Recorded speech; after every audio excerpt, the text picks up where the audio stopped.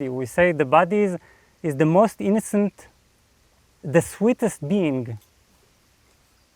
It's a simple being that is actually desireless by its very nature. The body doesn't have desires. This is completely distorted. It's a superstition.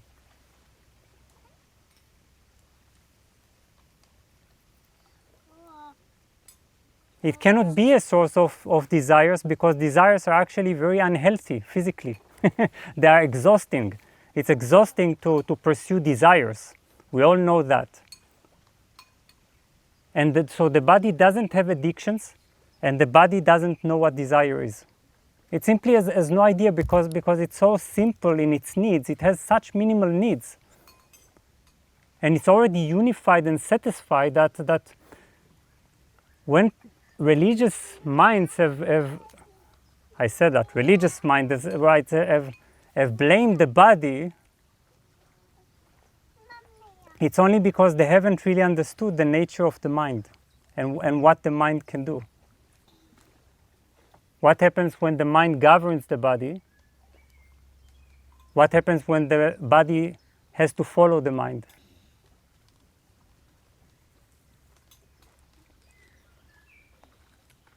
Because what is desire? When I have a desire or an addiction, this means that there is some kind of a physical, pleasurable physical sensation. The body doesn't crave this physical sensation constantly. It's insane for the body because it's unnatural. You see, it's like nature. The body doesn't have endless sexual thoughts or fantasies. It doesn't need to constantly fulfill sexual desire. For the body, this is insanity. It has perhaps from time to time occasional impulse, but so very different from the way people experience sexual desire. The body doesn't crave sugar. It is not addicted to sugar. It's not that the body develops this tendency.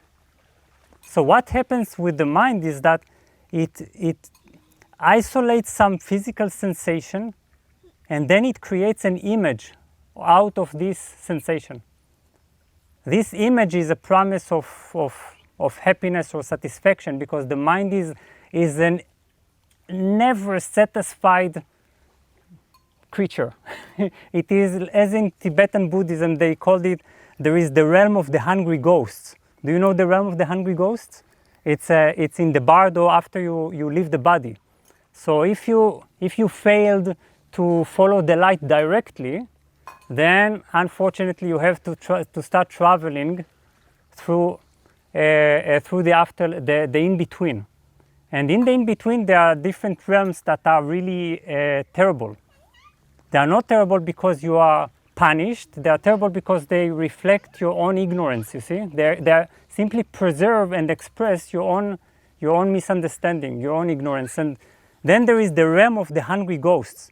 The hungry ghosts, they have a big mouth. They want to eat all the time. They feel that they are all the time hungry, but they have opening instead of stomach, and so this means that they can never digest and can never really take in. Whatever they put in immediately comes out. So they can never feel even for a moment satisfaction. So they have plenty of food there and they eat.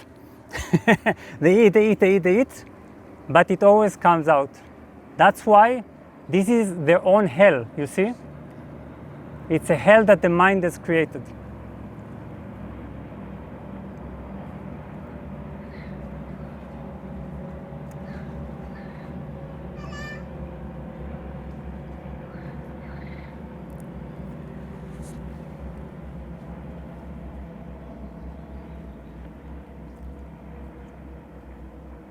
So it's the mind that is completely dissatisfied and creates images and then pursues these images. It duplicates, it replicates one physical sensation that is by nature fleeting and then it wants to perpetuate it constantly. This is how sexual desires or sugar addiction, they come into being. So what is chasing after these things, after desires and lusts? What is lust-stricken? What is desire-ridden? It is the mind. It is thought.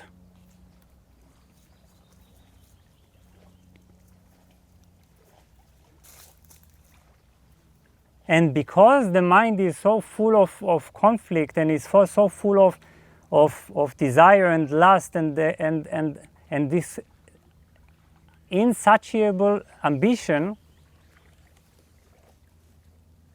it actually causes the body to become sick very often, because it exhausts the body, the poor body, which is like nature, which is like the cosmos, which has natural rhythms, which is extremely delicate and beautiful and space-like, slowly becomes exhausted.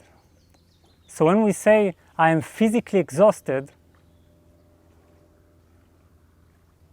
we usually mean, except for, of course, there are exceptions, don't get me wrong, but usually what we mean is, I, through my mind's desires, passions, and lusts, have exhausted the body.